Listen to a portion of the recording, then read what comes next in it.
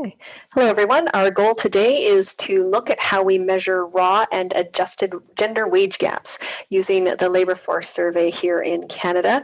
My starting point in thinking about this is some work that I published with my co-author Moyo earlier this year with the C.D. Howe Institute. But what I'm going to do today is zoom in Alberta and see what's going on there. Now, you'll see here that I already have Stata open and ready to go, and I've prepped my do file to speed this along. So every do file, of course, starts with some preliminaries, defining where I keep my data, defining where I want my output to go, and so I'm going to send that there.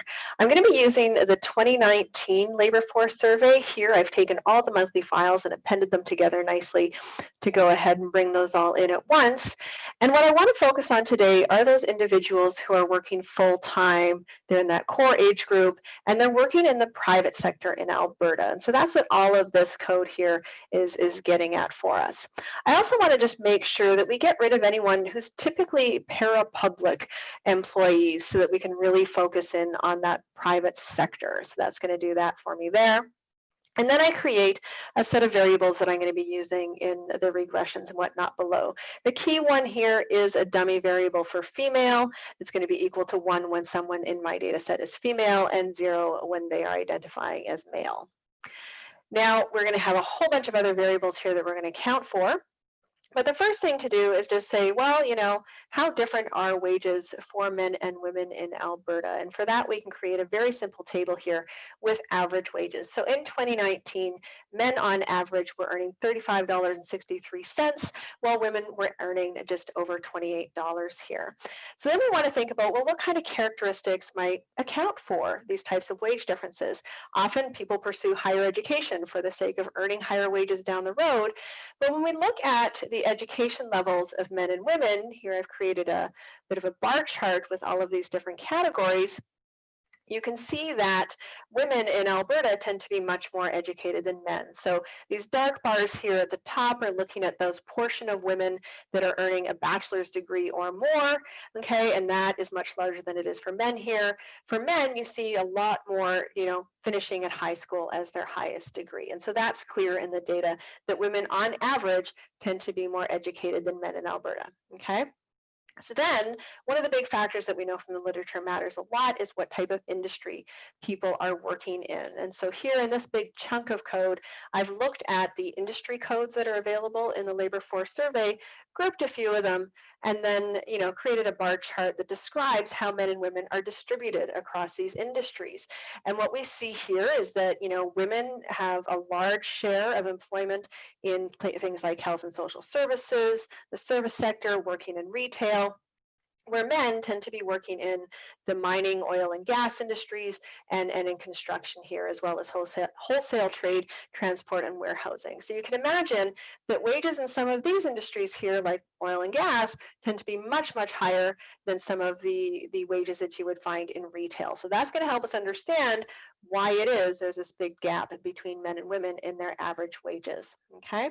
So those are things that we want to keep in mind. Now, what we're going to do is use a log wage regression to measure the wage gap between men and women. And here, this is a simple regression, OLS.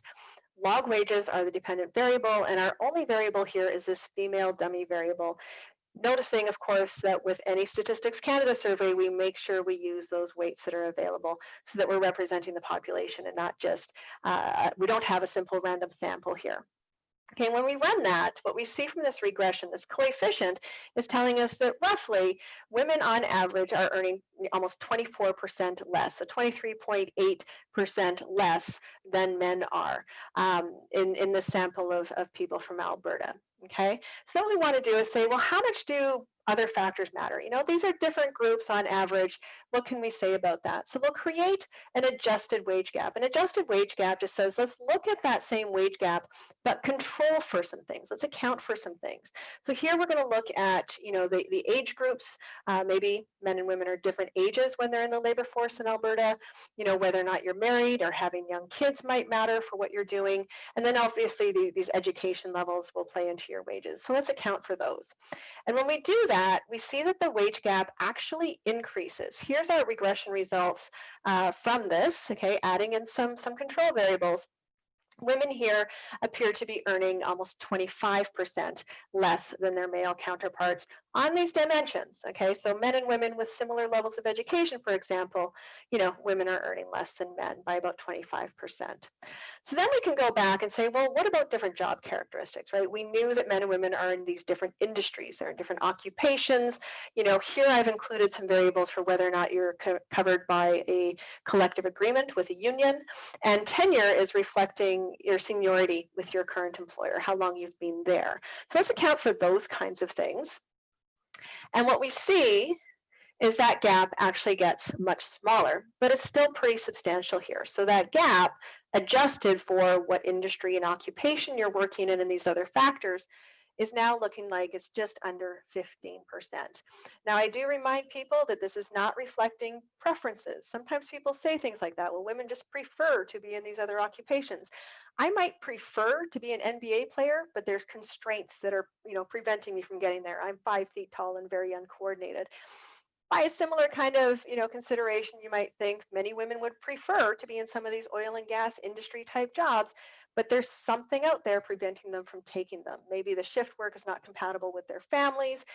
Maybe there's difficulties in working in those environments for women. So there's many barriers. This is constrained choice that leads to them taking on these types of jobs.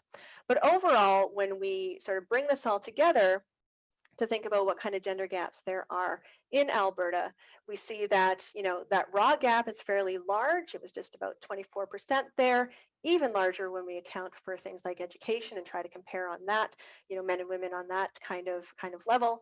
And then it's still almost 15 percentage point difference between average wages of men and women when we account for what kind of job characteristics they have. So that's within those industries and occupations. Now, I'll simply highlight here for anyone who's interested in taking this further, the Oaxaca decompositions that are available and really easy to run here in Stata. They can help you break this down and say, well, how much does industry matter and how much does education matter? And generally, the literature will show you that it's the industry and occupation that matter most here. And then there's a large part that's just unexplained. The unexplained is going to tell you how much people are getting paid for their university degree or how much they're getting paid for being in types of occupations that might differ by gender as well. So when you run that kind of thing, you can take a look at the results that come out of that to see how much of it is explained and not. Here we have that 24% difference between men's and women's wages on average. And when we look at how much that can be explained, well, about 10% of that can be explained by these types of characteristics and job characteristics. And you can start adding these up to see how much these different types of things matter. If you want to take a look into that more closely, there's some great documentation by the person who created these commands, which is Ben Yan, and you can certainly Google that. For now, I will leave you with this information that we have these fairly substantial wage gaps here in the private sector in Alberta.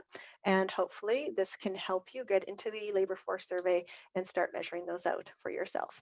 Thank you.